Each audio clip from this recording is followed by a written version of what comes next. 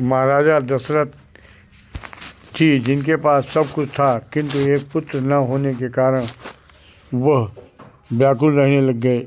एक बार गुरु वशिष्ठ के कहने पर सिंगी ऋषि को बुलाकर महाराज दशरथ ने पुत्र प्राप्ति के लिए एक महायज्ञ कराया और स्वयं नारायण ने अग्नि से प्रकट होकर महाराज दशरथ को खीर प्रसाद दिया। खीर प्रसाद उनकी तीनों पत्नियों ने खाया, जिसके आशीर्वाद स्वरूप श्री राम, लक्ष्मण, भरत, शत्रुघ्न 4 पुत्र राजा दशरथ को प्राप्त हुए। मखौड़ा धाम वह स्थान है जहाँ पर राजा दशरथ ने पुत्र प्राप्ति के लिए मनोरमा नदी के तट पर महायज्ञ कराया था।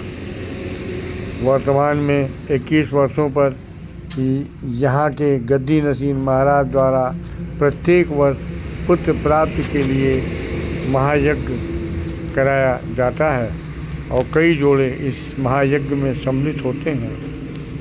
यदि किसी को पुत्र प्राप्ति की आवश्यकता है तो वह इस यज्ञ में सम्मिलित होने के लिए 1 सप्ताह पूर्व अपना रजिस्ट्रेशन करा सकते हैं। यहाँ पर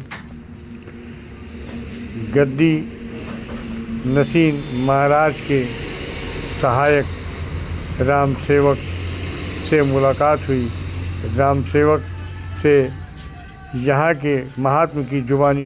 मखौड़ा धाम में क्या विशेषता है, इसका क्या है, किस तरीके से बना? देखिए, चक्रवर्ती समाज के महाराज दशरथ जी जिनके पास सब कुछ था लेकिन एक पुत्र नहीं था, तो पुत्र के लिए वो काफी व्याकुल थे कि भाई हाँ एक पुत्र हो जाए।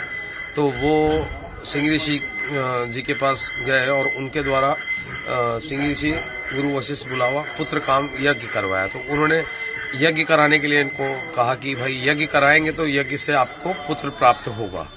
तो काफी खोजबीन करने के बाद उन्होंने ये जगह चुनी, मनोरमा के तट किनारे। अगर हम यज्ञ करते हैं तो यज्ञ वो सफल रहेगा और आपको पुत्र जरूर प्राप्त होगा।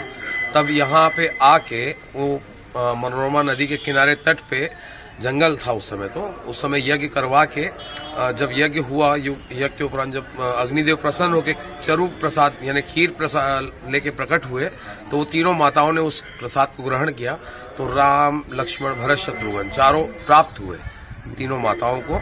तो यहीं से ये मखौड़ा धाम, मग क्षेत्र मखौड़ा धाम बहुत पवित्र भूमि है और बहुत ही इस भूमि का महत्व है। यहाँ पे आज भी पुत्रेष्ठी यज्ञ जो महाराज दशरथ जी करवाए थे वो आज भी हमारे महाराज जी पिछले 21 वर्षों से लगातार वो पुत्रेष्ठी यज्ञ करवा रहे हैं। जिन भी माताओं बहनों को पुत्र कामना हो तो वो पुत्रेष्ठी यज्ञ में भाग ले सकते हैं। वैसे तो पुत्रेष्ठी यज्ञ जब आप चाहे अच्छी तिथि पे करवा सकते हैं, वो विधि विधान के द्वारा पंडितों के द्वारा होगा। और आप करवाते हैं प्रतिवर्ष अक्षय तृतीया से जानकी नवमी, जो कि 2025 में 30 अप्रैल से 6 मई के बीच में पड़ा था और अभी इस वर्ष 2026 में 20 अप्रैल से 26 अप्रैल के बीच में पड़ेगा।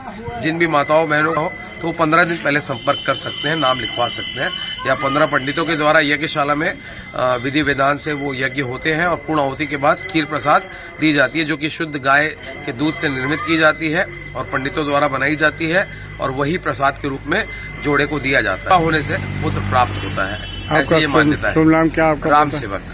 राम सेवक जी।